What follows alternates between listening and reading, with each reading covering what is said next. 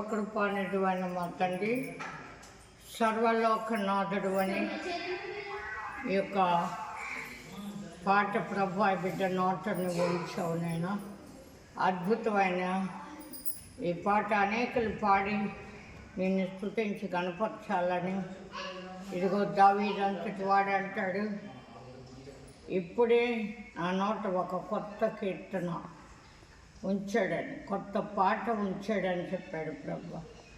నీవు కూడా కొత్త పాట పాడాలని కోరే ఉన్నాయి కీర్తన గ్రంథంలో. నిజంగా ప్రభు నిన్ను బట్టి ఆనందిస్తే హృదయ వాంఛలు తీర్చే దేవుడు. యెహోవాను బట్టి సంతోషించము, ఆయన నీ హృదయ వాంఛను తీరుస్తాడన్నాడు. ఇదిగో ఇశ్రాయేలీయులు తమ పుట్టించిన వాడిని బట్టి సంతోషిస్తాడన్నావు. పుట్టించిన దేవుడు నువ్వు. యెహోషువ కాలంలో మందస్సం యాజకుల భుజాల మీద ఉన్న యాజకుల పాదాలు యోర్దానుకు తగలగానే పారే యోర్దాను ఎగువ నిలిచింది ప్రభు.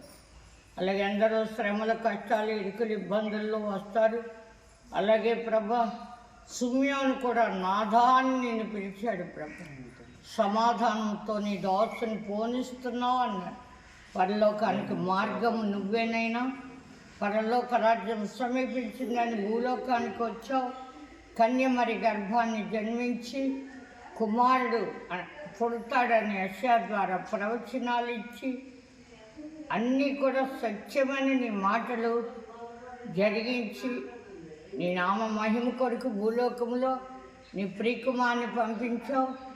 ఆయన మహిమ గలవాడని మేము కొనియాడే భాగ్యం మాకు మా బిడ్డలకు ఇచ్చినందుకు ఇదిగో 4వ కుమారుడు సత్యకృపను మీరు ప్రేమించి ఈ పాటలో నీ కుమారుని నోట ఇచ్చినందుకు నీకు వందనాలు.